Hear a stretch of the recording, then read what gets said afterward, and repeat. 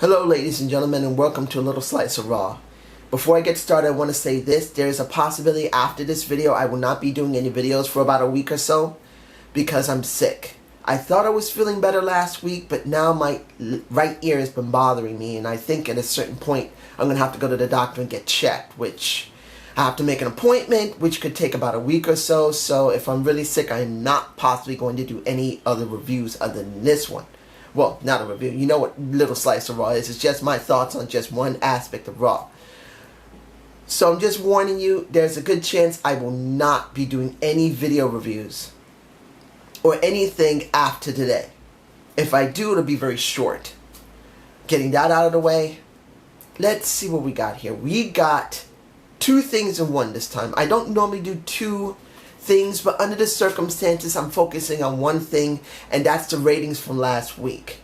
The show wasn't too bad last week, but it wasn't very good, and the ratings were 1.88, which I think means under 3 million people. I don't know how the Nielsen ratings work, but I do know once you go under 2, you're in trouble. So the cruiserweights and the steel cage match was a compensation for that. They were trying to drum up a lot of interest. And I'm going to say this very truthfully. See it like this. The beginning of the year, when we had Shane McMahon come back, if anybody had seen my videos when he came back, and right before WrestleMania, I said this might be a short-term gain, and it may not be a long-term one.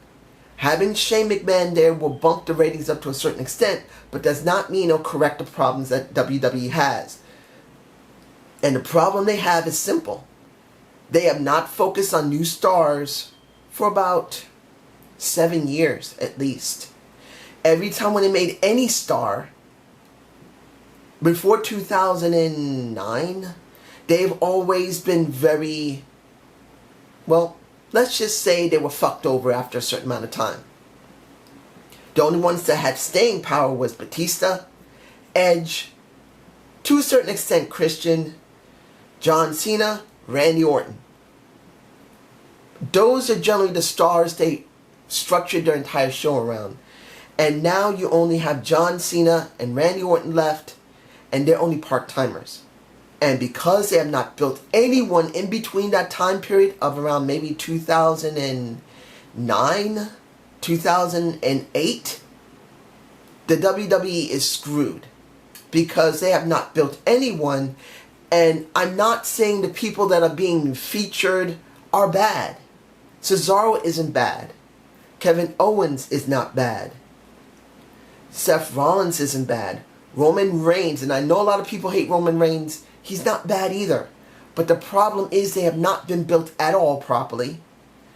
And when you had built them properly, the WWE dropped them. So now you're dealing with a card. The card of the WWE is very bad. Because you only have one class of guys. And that's basically the light and middleweight wrestlers. You have very few heavyweight wrestlers, and you have very few super heavyweight wrestlers that have been built properly at all. And because of this, the WWE had a 1.88 rating, which is bad. Essentially speaking, SmackDown and Raw almost have the same ratings now. I believe SmackDown is almost caught up with Raw. And SmackDown is supposed to be the B show. And if the B show is doing better than the A show, what is Monday Night Raw going to do? What is Vince McMahon, who has his flagship as Raw, is he willing to switch that to SmackDown? I don't think so. So he generally has a big problem in his hands. He may have new talent, but they're not well built. And there is no type of variation to get them over. You have the same size wrestlers working against each other. And now with the cruiserweights being there, and I'm not against the cruiserweights, knowing that Brian Kendricks is going to go up against TJ Perkins is fine. The cruiserweight classic was great. The cruiserweight division is fine. But the cruiserweights have to have someone else to work with. You have to have cruiserweights work with basically the people who do the Intercontinental Championship, the US Championship, the Heavyweight Championship. I know I'm talking about both shows. Because my feeling is that the reason the title is purple is because next year the Cruiserweight title is going to go to SmackDown. It's going to be jumped from, basically from brand to brand. And the problem I see is this. Because there's no variation in wrestlers, there are very few heels that are very good. You only got The Miz and Chris Jericho. They're the best heels and only heels that have done great work. What do you have? Kevin Owens isn't built very well. Titus O'Neil hasn't been built very well. AJ Styles is brand new. He's been built to a certain extent, but he isn't built that well either. And now he's being thrown into the world title scene so early, he should at least have a year to build himself up to be really good. And I know a lot of people are going to say, no, everything's great. No. All these people that we have that's brand new are middle to lightweight wrestlers, and they need heavyweights and super heavyweights to interact with. You need variation in the product. Basically, the title match, well, not the title match, I'm sorry, I am sick. When you look at the Fatal 4-Way for the Cruiserweights to go into Night of Champions, great match. No problem. That will bump the ratings up a little bit. The Steel Cage match was also good. It'll also bump up the ratings. But it does not mean it'll be overall bumped up for the next couple of months because of this one show. The show is bad.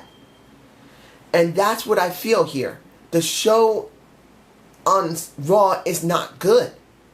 It may have a lot of new people on it, but they've been so badly built and so badly rushed to be in the main title scene because there's no one there.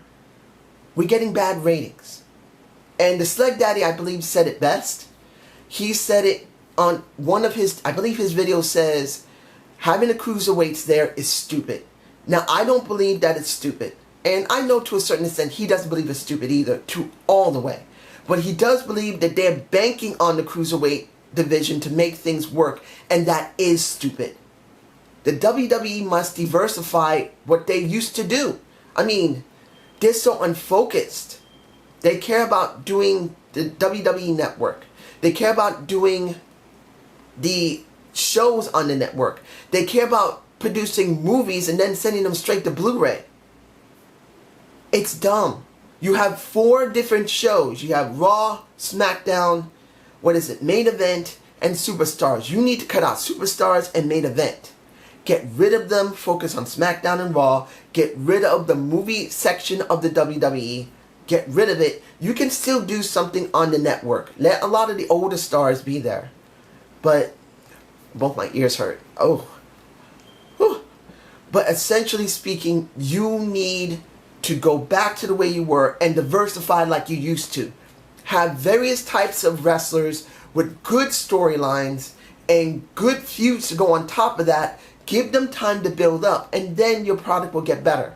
Unless they do this, the product is going to go from here, and it's going to go down.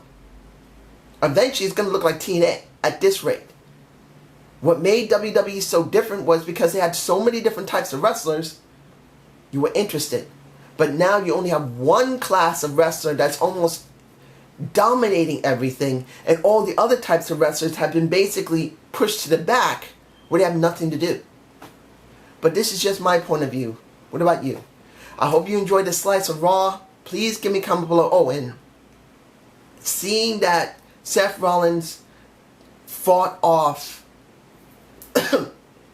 Kevin Owens and Rusev makes you think he's turned face. And to a certain extent he is. But I don't think he's going to be working Roman Reigns.